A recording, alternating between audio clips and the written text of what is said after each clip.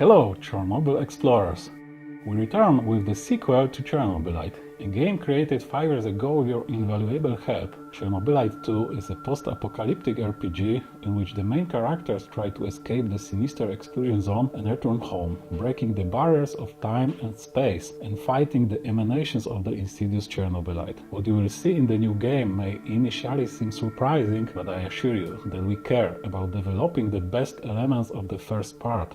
It has always been our dream that Chernobylite would be a full-blooded RPG played in the open world of the Chernobyl zone, but in the first part we couldn't afford to create such a big world and fill it with as many adventures as we could experience there. When Chernobylite, thanks to the previous campaign on the Kickstarter, was released in early access in 2019, we gathered thousands of comments from you, from players all over the world. Over the following years, we developed the project together, with you, adding new locations, characters, adventures, quests and gameplay modes. We knew almost from the beginning on our own and based on your feedback that the story told in the game and explored through daily visits to the zone deserve more extensive world scale, more freedom to explore it and more tools to explore it. When we repeatedly traversed the Chernobyl zone while scanning objects for the game, we had many fantasies about bringing its virtual world to life and intensifying the thrill of exploring it each time. How can you feel firsthand the threat of radiation or other dangers lurking around? Also, you should believe that you can make your own choices and rise to the challenges appropriately,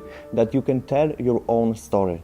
And because we are talking about an RPG, telling that story involves forming relationships with other people, navigating the meandering relationships between fractions, constantly developing your team and taking care of your territory. But our adventure with Chernobyl began much earlier than 10 years ago. In 2014 we went there for the first time to collect material for our experimental Chernobyl VR project, which became a virtual tour of parts of the zone. It was not a game, but a documentary telling the story of the disaster survivors. We used VR technology and photogrammetry to let the audience experience the story as if they were at the center of its events.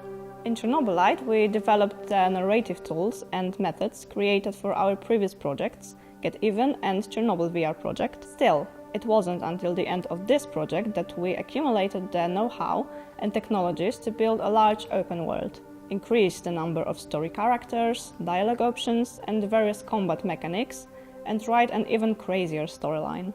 However, it was never just about increasing the scale of the new project. What captivated you most about the first Chernobyl was the sad and ominous atmosphere of the zone.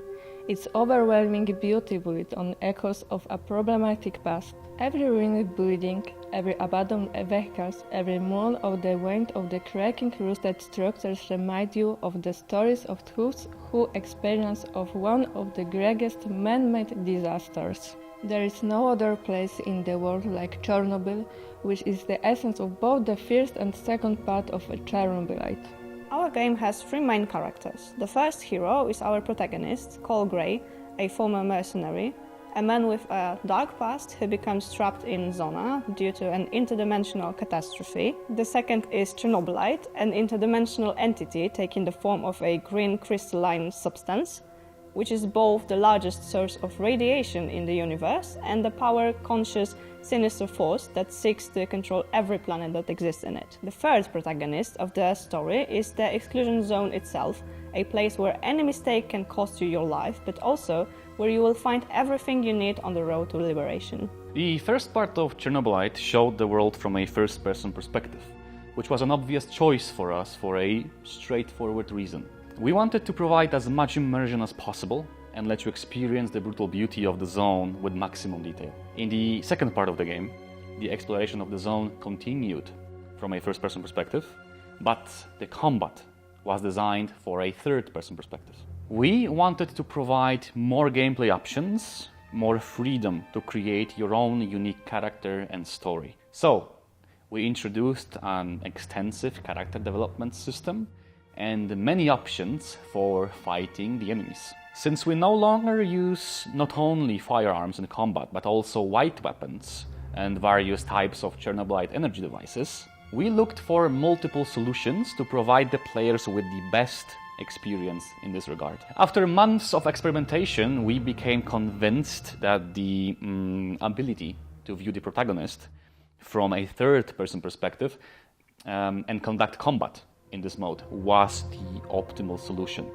Still, after seeing the first trailers of the game, many of you felt that playing with a first-person perspective was more natural, and depriving the game of this option would take a toll on the enjoyment of the game. Since our project is already heading towards the end, introducing such a significant change as an alternative first-person combat system would be unfeasible in the previously planned time frame. We decided to turn to you for support. We are here because we want to allow you to play the game in the most enjoyable way for you and allow you to change the player perspective at any time. Adding the first-person combat in the Chernobylite 2 requires significant changes to the existing animation system, the game interface, difficulty, balance, and virtual camera work. In addition, it's necessary to add unique animations to each of dozens of weapons and their attachments. This means not only the work for us, but also the need to test new solutions on much larger scale. Why? Because the changing of the perspective of the player forces the multiplications of tests and much broader analysis of the results before implementing any changes. Before we launched on Kickstarter, we developed prototypes of first-person combat and ensured we could make such massive changes at this project stage. We estimate the amount of additional work and solidified that the challenge was worth it. However, without your help, we cannot implement and test all the changes on our own. We are an independent team of less than 50 people, which requires reaching out for external support for a project of this scale. By being here on Kickstarter, we have chosen the best place to ask for that support. Thanks to this campaign, we will be able to provide you with a game that is much richer, better tested, and takes into account your comments on its direction. We want to analyze your feedback very carefully to all the changes we will make and work together to refine the shape of the whole.